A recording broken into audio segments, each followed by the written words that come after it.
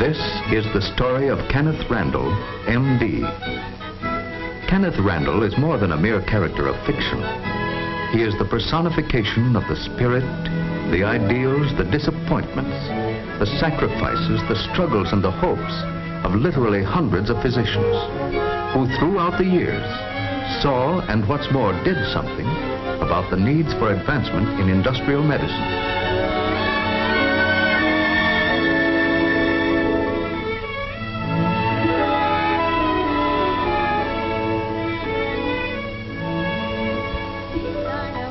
Waterfall and in the evening, da-da-da-dum, da-dum, da-da-dum, da-dum.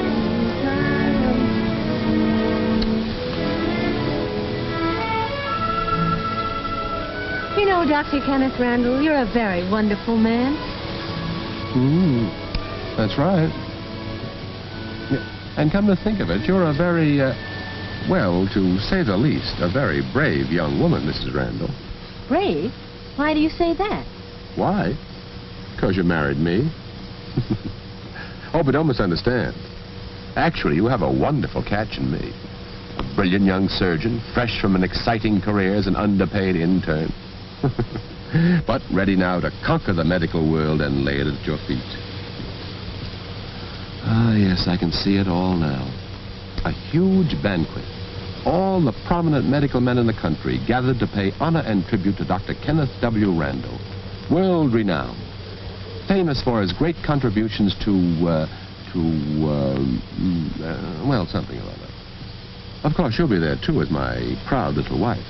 Well, thank you very much for the invitation. Ah, I can hear me now, as I stand to accept the tremendous ovation and make my acceptance speech. All that I am, or ever hope to be, I owe to my little wife. Bravo! Bravo!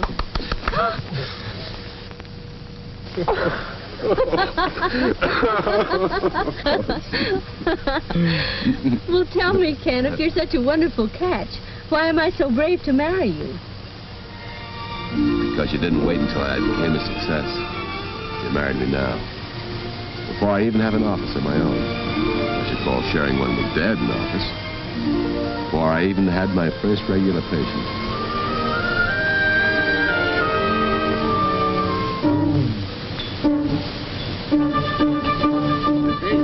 hurry.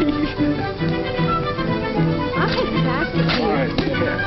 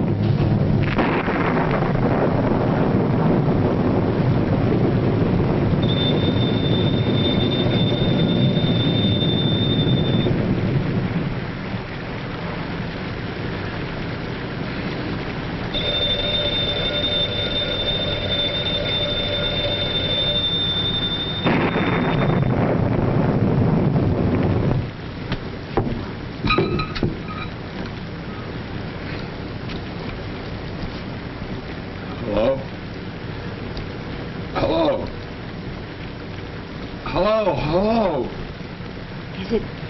Is it a patient? Hello?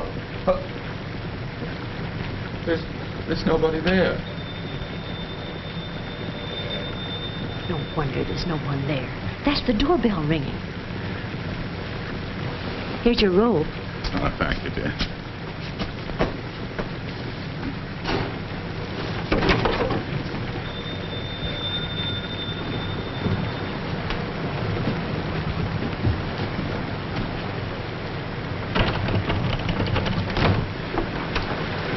Gotta get there. Quick, Doc.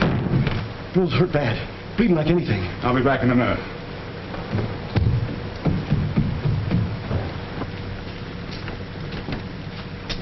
Darling, it was a patient. One of the workmen was hurt over at the mill. Oh, I'll get your clothes.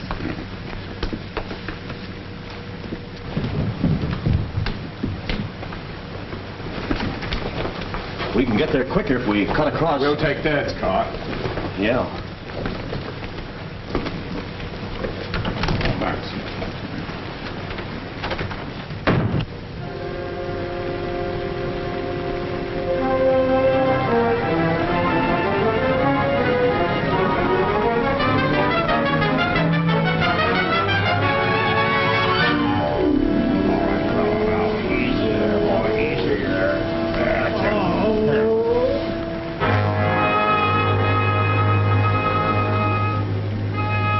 What are you doing there?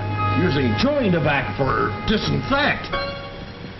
Sure, that's what we always do. Cobwebs for the bleeding and chewing tobacco for disinfecting. Here, let me in there. Yes, sir. We have to get this man to a hospital. Quickly. Easy. Take it easy there.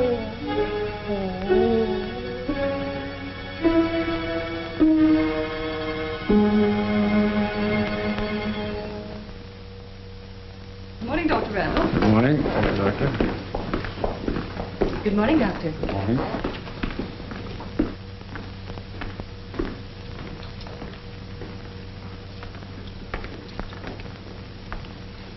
This is your chart. Here. Has my son come in yet, Miss Lane? No, he hasn't, Dr. Randall. Oh, here he is now. Good morning, Dad. Good morning, Miss Lane. Good morning. Say, Ken, I looked in on that new patient of yours just now. Fellow from the mill. I hope you don't mind. Gosh, no, Dad. What'd you think about him? Looks like he'll be all right. Husky fellow. You did a fine job. Splendid piece of surgery. Well, like father, like son, I hope, Dad. That'll take years of hard work. By the way, you'd better accustom yourself to addressing me as doctor, especially around the hospital. I'll do the same. Very well, Dad. Doctor. Excuse me, Dr. Monroe left this for you to look at before you leave. Thank you.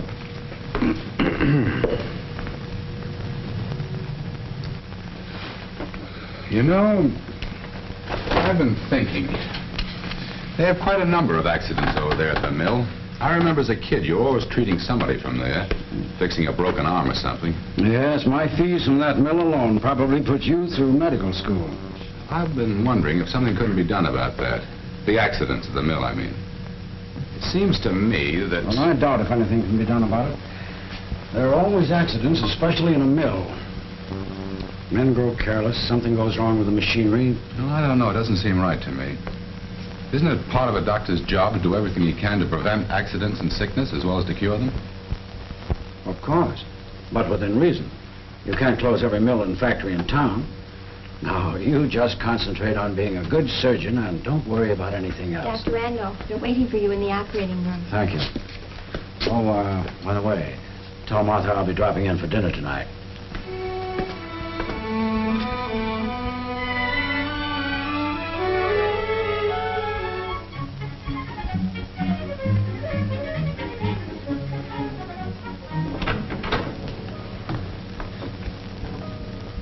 The doctor will see you in just a moment.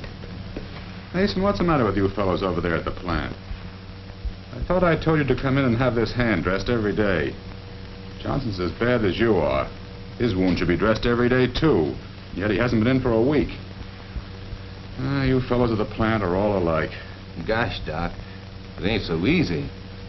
We work all day, and at night, well, it seems when we get home, get cleaned up and have our supper, well, I don't know.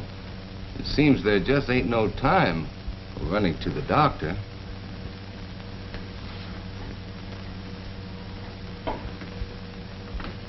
I have an idea.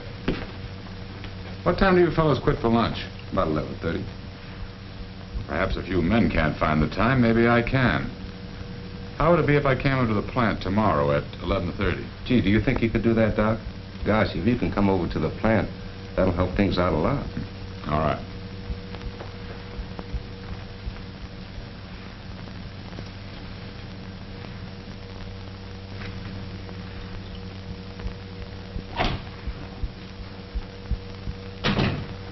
Say, Doc, I wish you'd kind of take a look at my back. It seems to be hurting all the time.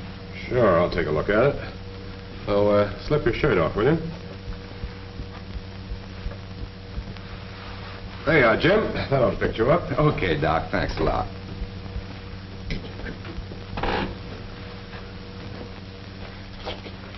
Well, that's it. Now, let's see.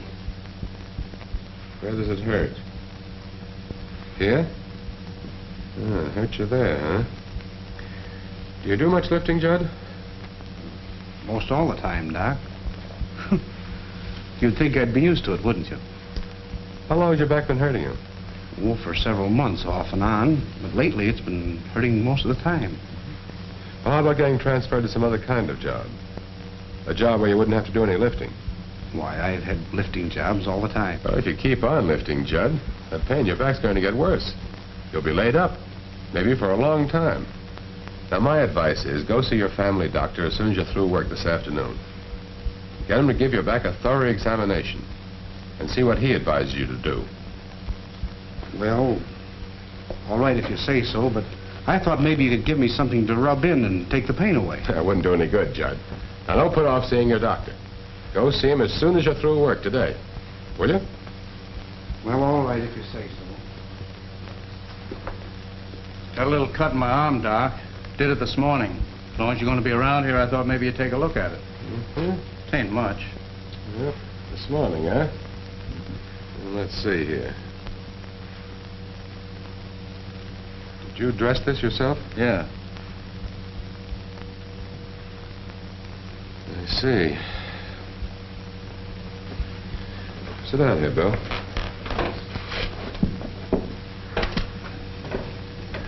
Bill, you fellas ought to have a first aid kit around here. Yeah, except we wouldn't know how to use it. Well, I'd be glad to teach somebody to give first aid treatment. Come in handy in cases like this. Say, Art, Yeah, Bill? come on over here. Art's always around helping when anyone's hurt. He'd be a good one to teach first aid to. What's up? Hello, Doc Randall.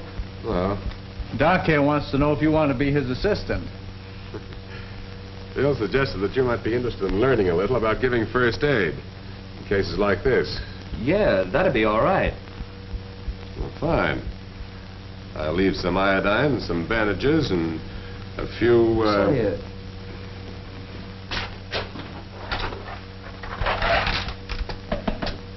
How about putting the stuff in here? I don't use this box anymore. Yes, they'll make quite a medical department.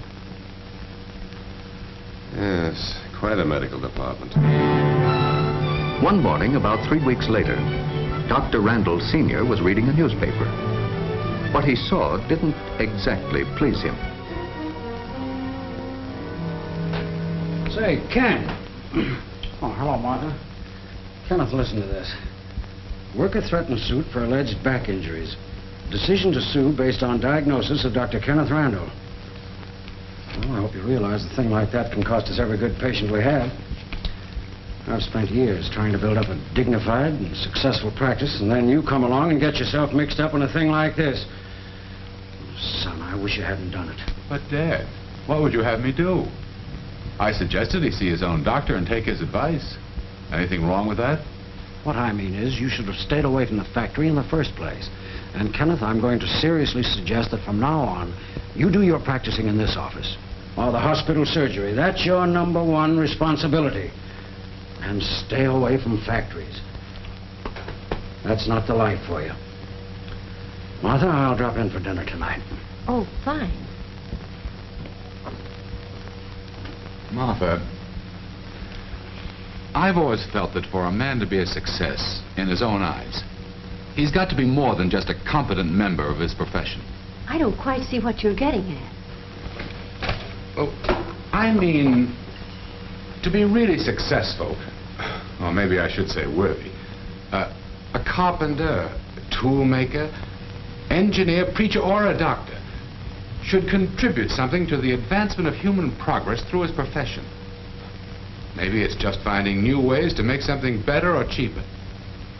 Maybe it's fighting and working unselfishly for a just cause.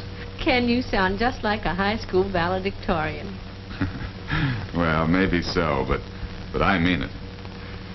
And as far as I'm concerned, I'm beginning to think that my job is doing something for the advancement of a new kind of medical practice. New? In what way? Well, new from the point of view of a doctor working to cut down sickness and accidents in the town's factories and mills. Yes, I suppose you could call it the practice of industrial medicine. But, Ken, you know what your father will say. What's more important, Martha? What do you say? All that I am, or ever hope to be, I owe to my wife. In that case, I'd better do all I can to help in whatever job you undertake. How are you going to go about it? Well, right now, I don't know. I really don't know. But I'm going to do something.